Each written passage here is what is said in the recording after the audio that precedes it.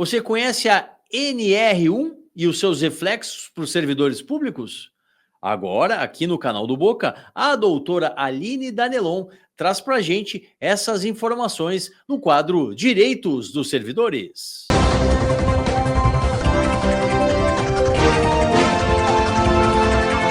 A legislação dos servidores públicos é pauta no Boca no Trombone. Servidores públicos, vamos se atualizar? Vamos sim, chegou o seu quadro, chegou a sua hora. Aqui no Boca no Trombone, mais uma edição do nosso Direitos dos Servidores, com ela, a nossa especialista, doutora Aline Danelon. Seja muito bem-vinda a mais uma edição do Boca da Rádio Bandeirantes, doutora, bom dia. Bom dia, doutor Solano, bom dia aos nossos ouvintes e, é claro, aos nossos servidores públicos. A senhora sempre atualizadíssima, trazendo aí informações para os servidores públicos. E hoje vamos entender, doutora, sobre a NR1, a norma regulamentadora número 1, e os reflexos para os servidores públicos. Vamos ver o que vem através dessa norma regulamentadora e já começo lhe perguntando justamente isso. O que é essa NR1, doutora, e como ela se relaciona com o serviço público, doutora Aline? Então, essa norma, ela já estava em vigência há um bom tempo e ela traz as questões de segurança do trabalho. E agora ela vem trazendo aí também a questão da saúde mental. E isso é muito importante aqui para os nossos servidores públicos, doutor Solano, porque cada vez mais a gente verifica a necessidade de afastamentos dos servidores públicos por causa da saúde mental. Diante aí de ansiedade, de quadros de depressão, de assédio moral, todas essas situações. Então, ela também se aplica aqui aos servidores públicos, principalmente para aqueles que são regidos aí pelas questões da CLT. Né? A gente sabe, inclusive, agora que teve há pouco tempo, que a gente já trouxe essa informação aqui, através do programa, que é a questão que o STF autorizou aí, então, aos servidores públicos serem pela CLT, né? Então, sim, a partir disso, a gente tem aí mais um motivo para a gente falar um pouquinho sobre a NR1. E para os servidores, né, que não são pelo regime de CLT, também pode se aplicar através dos princípios, né? Então, a gente precisa debater isso e trazer cada vez mais essa questão para os nossos servidores públicos que estão, sim, precisando de atenção diante aos seus quadros aí de saúde mental. Bom, como a senhora diz, realmente é muito importante, até porque aplicáveis são essas regras agora para os servidores públicos, né? E quais são, doutora Aline, na sua avaliação, os principais riscos psicossociais enfrentados atualmente pelos servidores públicos? E aí a gente já faz o link, né, com o que trata lá a norma regulamentadora número 1.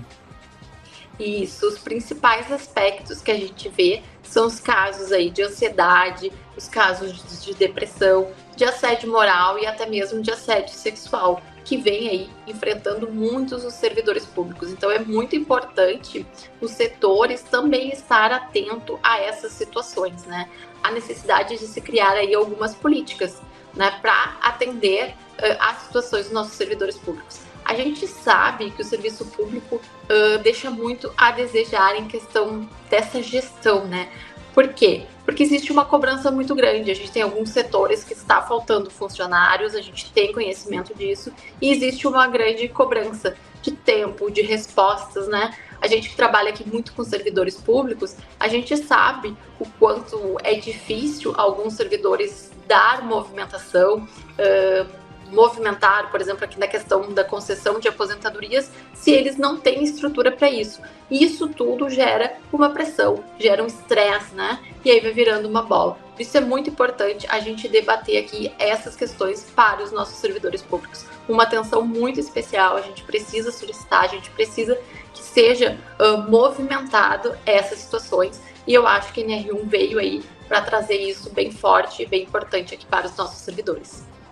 E a senhora cita, né, até estendendo um pouquinho mais essa questão aqui dos riscos psicossociais, né, doutora Aline?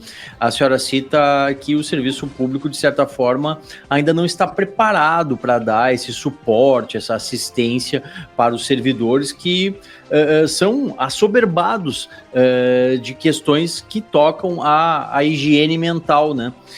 Na sua opinião, o que seria necessário às prefeituras, as empresas públicas, os governos de estado, qual é o arcabouço aí de ferramentas que eles deveriam ter à disposição para os servidores públicos virem, né, se socorrer naquele momento em que esses riscos acabam acometendo o servidor no exercício das suas funções, doutora?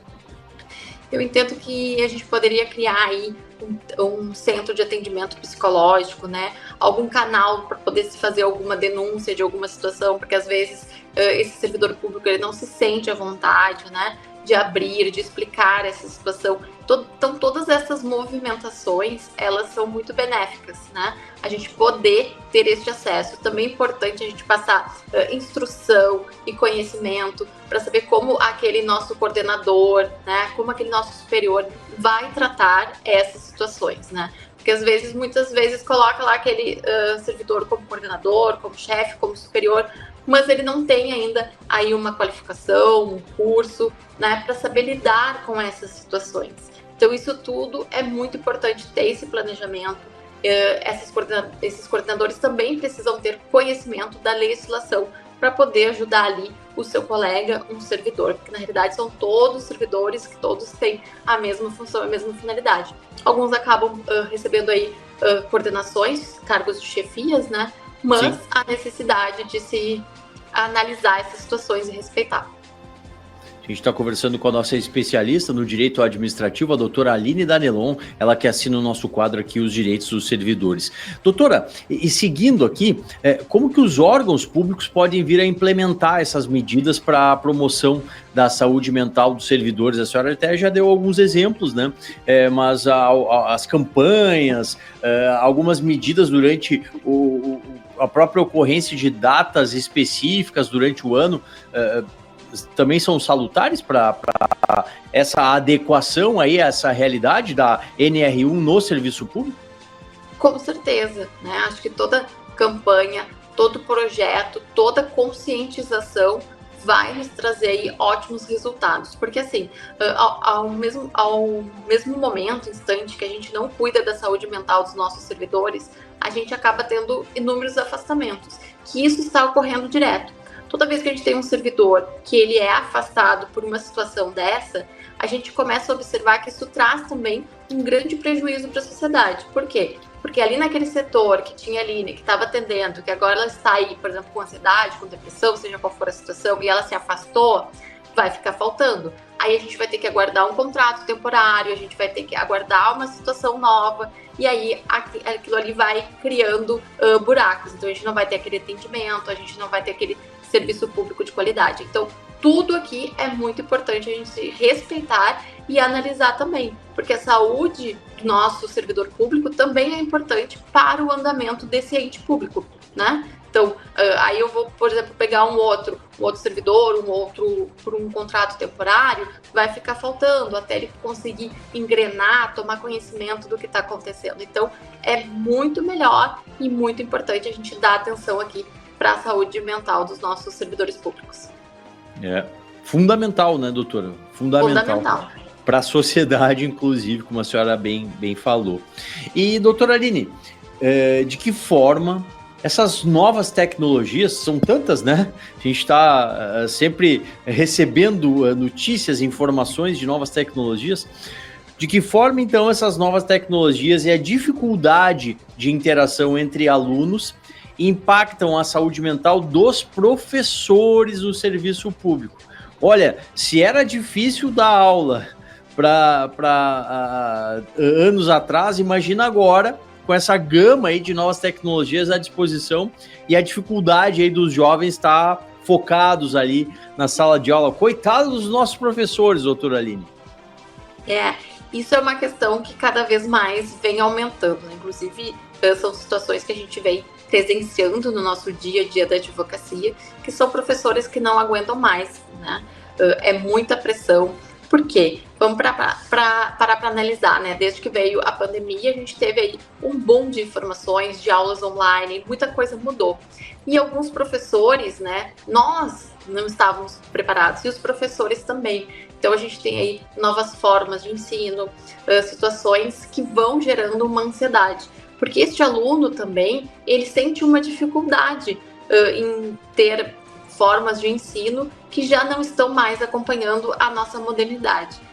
Se a gente parar para pensar, né, doutor Solano, uma tela colorida, com luzes, né, ela chama muito mais atenção do que um professor lá explicando numa sala de aula que muitas vezes não tem estrutura nenhuma. Então, essas questões também acabam trazendo um peso muito grande aqui para os nossos professores. Por quê? Porque ele tem que administrar tudo isso. Ele precisa de novos conhecimentos, ele precisa de material, ele precisa saber como administrar essas informações que os alunos hoje acabam tendo aí diante das nossas redes sociais. Isso aí acaba, sim, prejudicando, e a gente precisa aqui trazer um olhar bem específico para os nossos professores. Fala, turma! Gosta de conteúdo jurídico? Então aqui, o canal do Boca no Trombone é o espaço para você. E ainda, você pode mandar a sua dúvida e ser respondido por um dos nossos especialistas. Mas tem de seguir. Te inscreve agora!